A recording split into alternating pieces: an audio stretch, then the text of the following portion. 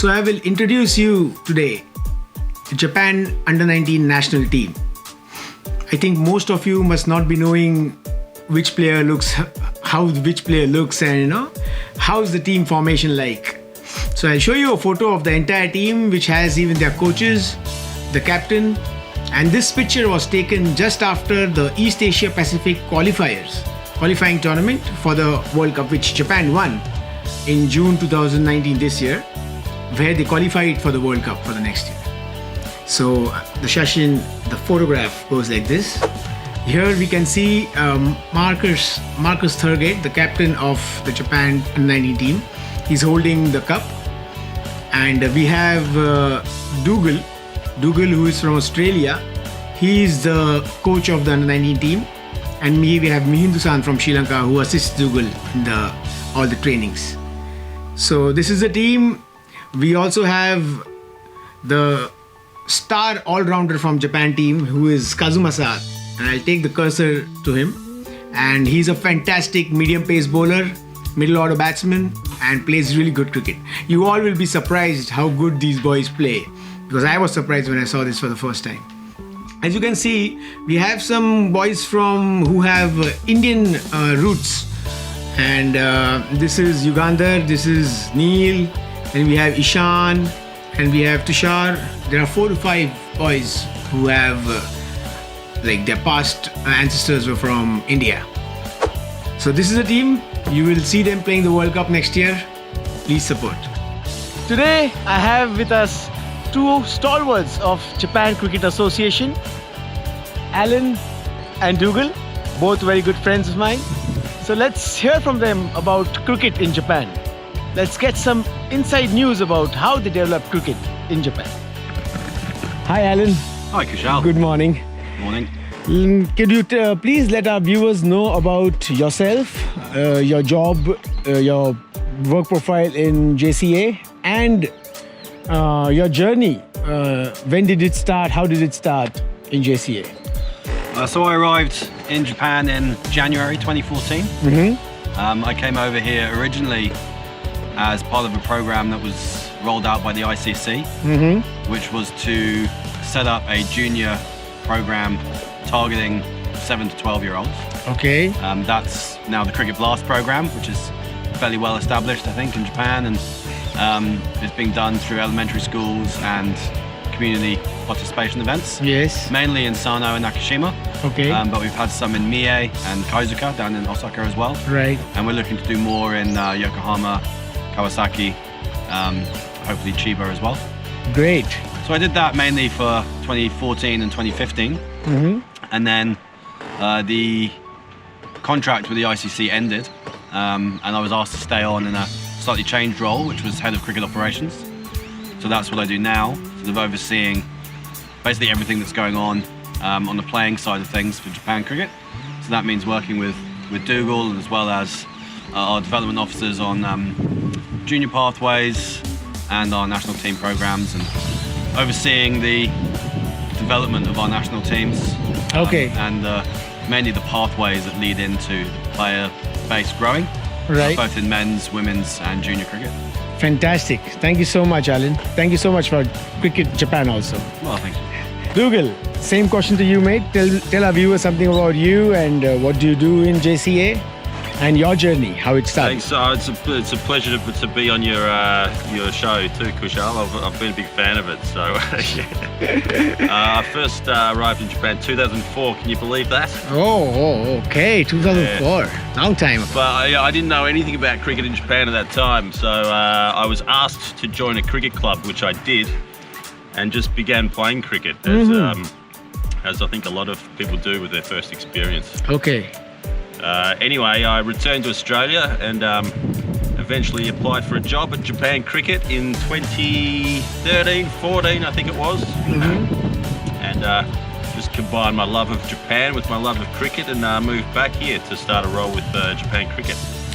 Fantastic. Yeah, so mostly working in developing cricket across all the regions in Japan, improving our leagues and tournaments, developing junior pathways, so we can produce lots of great cricketers to play for our national teams, and and also involved in the coaching of our national teams as well. Absolutely. So if we have coaches like you, I think we should qualify for each and every World Cup from here onwards.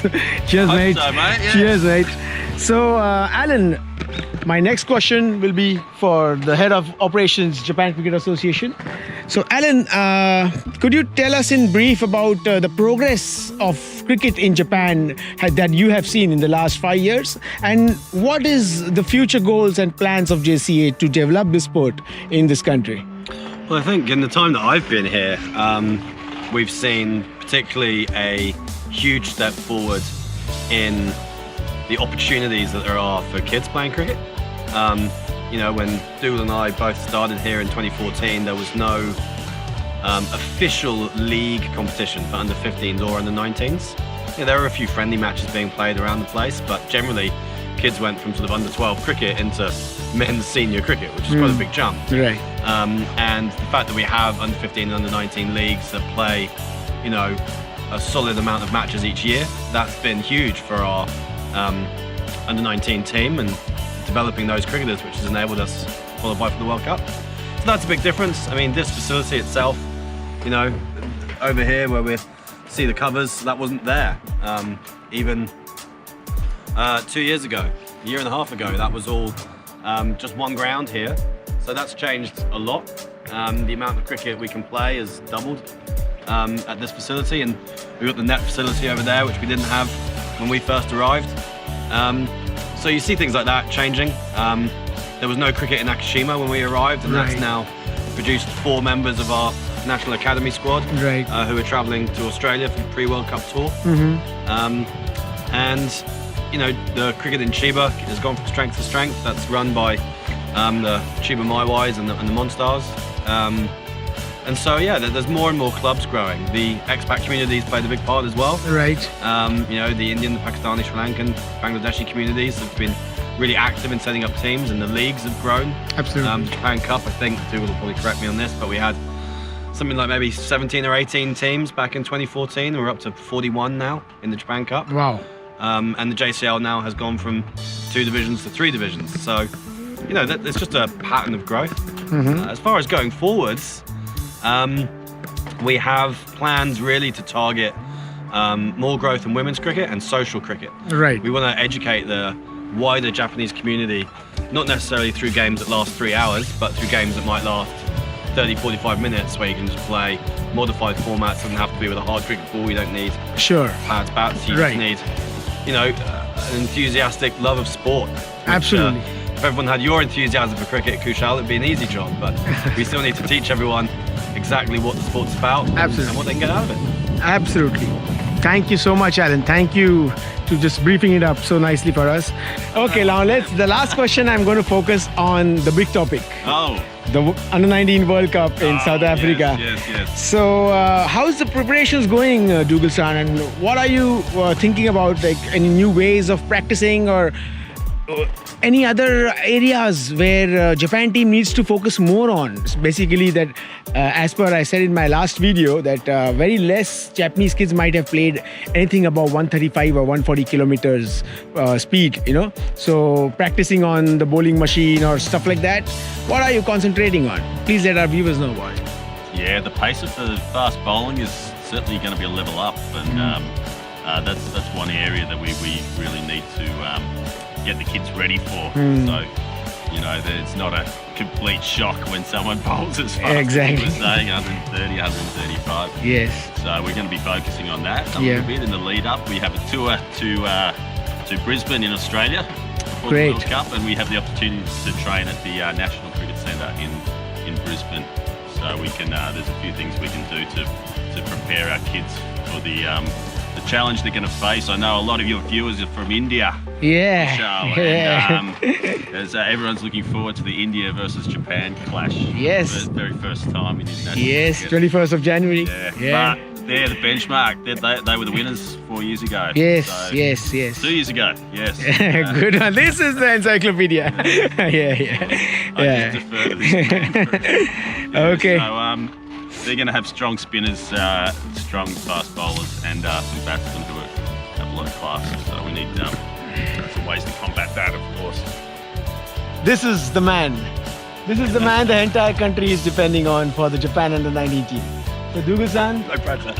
we, all the cricket-loving community in Japan and all the cricket-loving community in the world will wish you all the best and your team all the best. Thanks, mate. Try to do your best and do well. Thank you. This is all from me, guys. Thank you. See you soon in my next video. Thanks, guys.